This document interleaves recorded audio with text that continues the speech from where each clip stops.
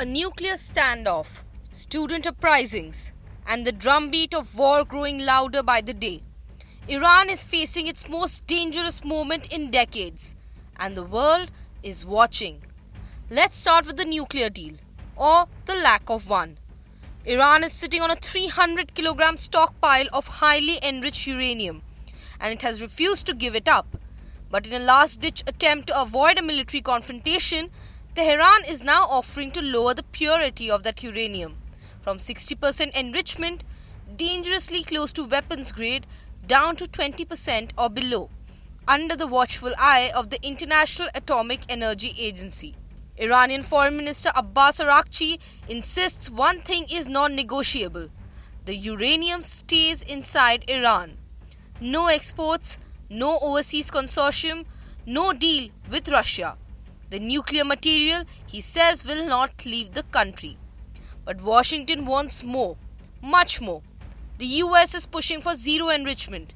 And with Donald Trump already having dispatched aircraft carriers, warships and fighter jets to the Middle East, one of America's biggest military buildups in the region since the Iraq War, the pressure on Tehran is immense.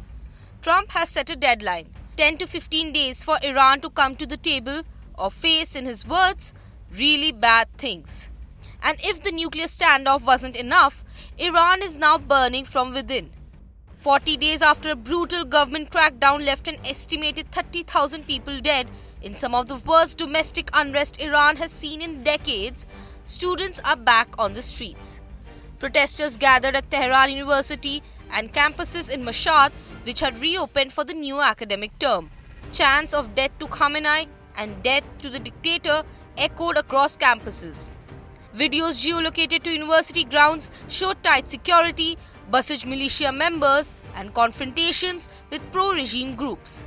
Meanwhile, behind closed doors, the diplomatic clock is ticking. 2 rounds of indirect U.S Iran talks, mediated by Oman, have shown what diplomats are calling cautious progress. But the gaps remain enormous.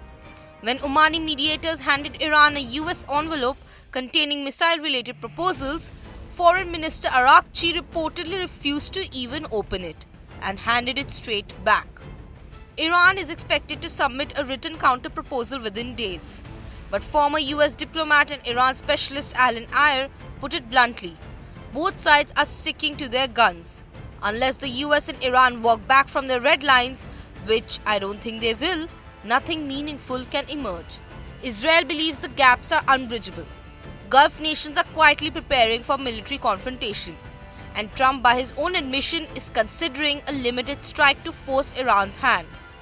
The next 10 to 15 days could determine whether the Middle East slides into its most dangerous conflict in a generation. The nuclear talks are fragile, the streets of Iran are restless, and the warships are already in position.